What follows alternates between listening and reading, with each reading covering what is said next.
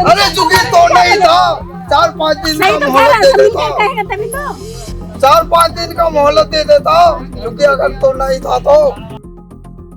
In the heart of Delhi on July 5th, a sudden demolition drive tore apart communities in Behlulpur Khadar near Sarai Khale Khan. These structures that are being demolished are not just simple shanties. They are homes to people who have been the backbone of the city and have been living here for over 3 decades. Many residents allege that their juggies were raised without adequate notice. Sir हुआ ये कि हम रात को सुबह उठे, सो के सुबह जब उठे तो 6:30 बजे यहाँ पे पुलिस जैसे भी सारा आया हुआ था और चारों तरफ से बोल रहा था कि जुग्गी तोड़ना है। इससे पहले कि कल हमें कोई नोटिस नहीं दे के गया, हमें पता भी नहीं था कि जुग्गी तोड़ना है। हम सुबह उठे, काम पे जाएंगे, हम आप उठ के देखते हो तो सारा पुलिस वाला आया हुआ है, एक तरफ से जुग्गी सारा तोड़ रहा है। तो ऐसे सर सारा सामान तोड़ दिया, कुछ सामान हमने निकाला, कुछ वहीं पे दब गया और ऊपर से बहुत सामान नुकसान भी हुआ। उधर से जैसे भी से लग के एक बच्चे का भी वो पैर टूट गया, उसमें पैर टूटा नहीं मतलब मोच आ गया है। हम लोग को न्याय चाहिए। बच्चे पढ़ लिख रहे, उनकी पढ़ाई खराब हो रही, घर से बेघर हो रहे, गर्मी में मर रहे, बाढ़ आती कोई देखने नहीं आता। सुबह 7 बजे कोई झुग्गी टूटने का टाइम होता ही है। आप लोगों को नोटिस नहीं मिला? कुछ नहीं, कल शाम को बताया गया, 2 दिन के अंदर अंदर कहाँ कमरा मिल जा रहा है। कब से झुग्गी है तो? ये 15 साल तो हो चुके ना, 15 साल तो हो चुके, मुझे 15 साल। बाढ़ आई कोई देखने नहीं आता। किसी ने आपको बताया भी नहीं? किसी ने नहीं बताया।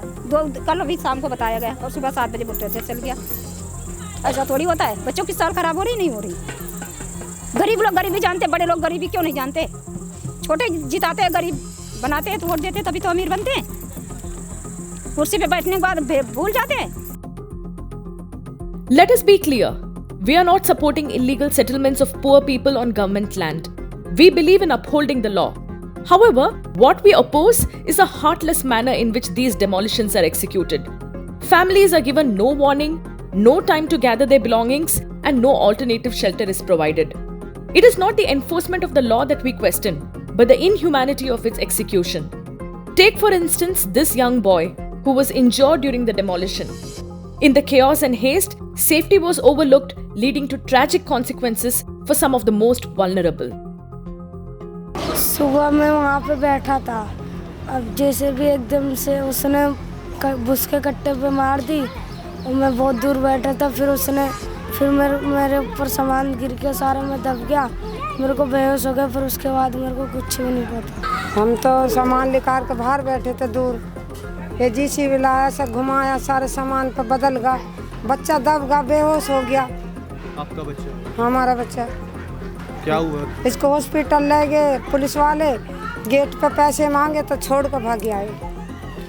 तो कैसे लग गई थी इन्हें चोट? सामान के नीचे दब गया, चोट भिज गया था सामान के बीच में। जब बच्चे के पीछे कंप्लेंट हुई 100 नंबर, तो उस पर कुछ कार्रवाई हुई? कुछ नहीं हुई। यहाँ से ले गए पुलिस वाले, अस्पताल के गेट पर जब पैसे मांगे तो छोड़ कर भाग गया। Most of the people we spoke to expressed their despair, having nowhere to go. Amidst the devastation, we encountered a man, his voice filled with anguish, screaming and shouting about his plight. His words echoed the frustration and desperation felt by so many who have lost everything. अरे झुकी तो नहीं था, 4-5 दिन का मोहलत दे देता, 4-5 दिन का मोहलत दे देता, झुकी अगर तो नहीं था तो। चल ऐसे तोड़ दिया, पैसा बर्बाद हो गया, मेरा सारा सामान बर्बाद हो गया। Residents here possess Aadhaar cards and voter ID cards, all bearing their current address. It's a bitter irony that despite paying their electricity bills regularly, they feel that all of a sudden they have been hammered with the truth that they are illegal residents. The sudden developments have left them feeling betrayed and displaced, questioning the validity of their very existence in a place they have long called home. मेरा नाम निज़ाम है और मैं झुग्गी झोपड़ी में यहाँ बचपना बीत गया है मेरा। मेरे माँ बाप यहाँ पर 30-35-40 साल से रह रहे हैं।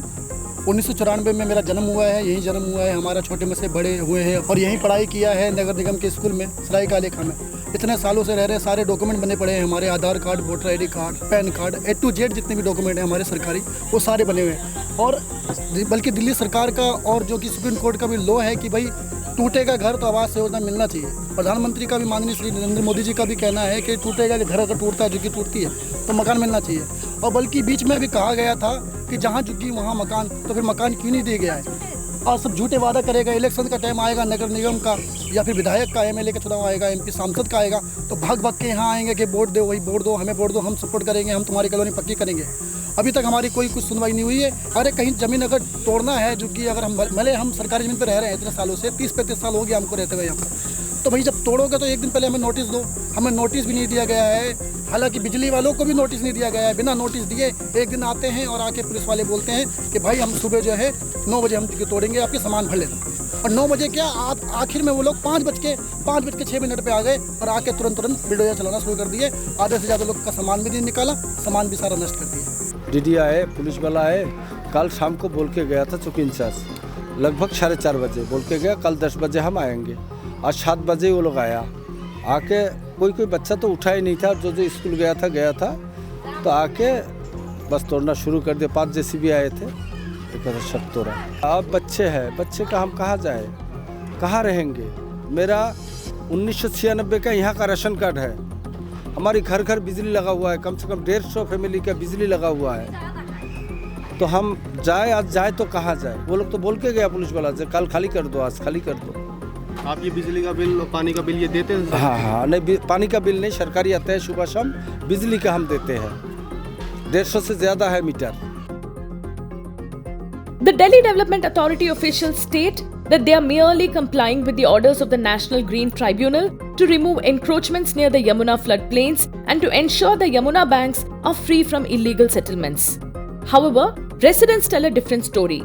They claim they were not given any prior written notice and allege that the police only verbally informed them in the evening that a demolition would take place the next day. This lack of formal communication has left them feeling blindsided and unjustly treated. हम जब सुबह सो के उठे थे 6 बजे करीब, देखा 6-6:30 बजे देखा सब पुलिस फोर्स हमारे घर के आसपास चारों तरफ है और जेसीबी वगैरह सब थी। बच्चों को हमने गोद से उठा के जगह जगह के बाहर खड़े करे हैं। हमें कोई अपनी बात रखने का मौका भी नहीं दिया गया, टाइम तक भी नहीं दिया गया, हमारी बात सुनने का मौका भी नहीं लिया उन्होंने कि हम अगर उनको कहेंगे कि सर हमारे 10 मिनट दे दो, हम अपना सामान निकालते हैं, तो और उनका कहना ये है कि सामान रहने तो दबा देंगे हम इसको, ऐसे बोल रहे थे। This issue transcends mere legality. It is a matter of human rights. While it is important to address illegal settlements, the question remains, can it be done with compassion and humanity? देखिए, जो बहलोलपुर में जो demolition हुआ है और उसके साथ साथ में नाइट शेल्टर और यमुना खादर के अंदर जो डेमोलिशन हुआ है, उसमें ये लोग शहर को चलाने वाले लोग थे और ये आज से 20-25 साल पहले से वहाँ पर झुग्गी झोपड़ियों में रह रहे थे। और अगर हम देखें कि अक्षरधाम मंदिर भी यहाँ पर यमुना फ्लड प्लेन पे है, आपका विकास भवन भी यमुना फ्लड प्लेन पे है, आपका दिल्ली सचिवालय भी यमुना फ्लड प्लेन पे है। लेकिन जब गरीबों की बात आती है तो उनको यमुना फ्लड प्लेन का बहाना देखिए वहाँ से विस्थापित कर दिया जाता है। देखिए, कानूनी आधार पर देखा जाए तो सबसे पहले सूचना दी जाती है, नोटिस दिया जाता है कि आपको ये जगह खाली करनी है। लेकिन कभी भी आज तक किसी भी डेमोलिशन में ऐसा नहीं हुआ है कि सरकार ने उनको सूचना दी हो या उनको बताया हो कि आज डेमोलिशन होना है, वो तुरंत आती है और तुरंत ही डेमोलिशन कर देती है।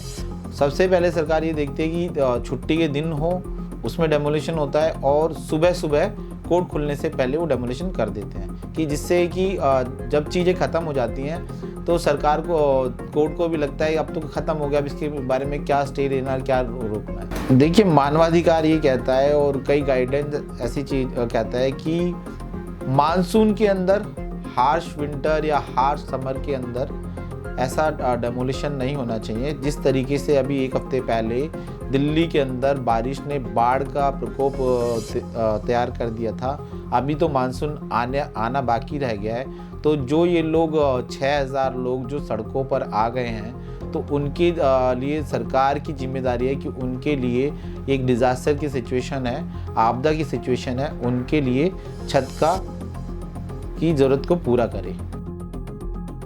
The enforcement of the law should not strip individuals of their dignity and basic rights. It is crucial to find a balance between legal compliance and humane treatment. ensuring that those affected are given adequate notice, assistance, and a chance to relocate with dignity.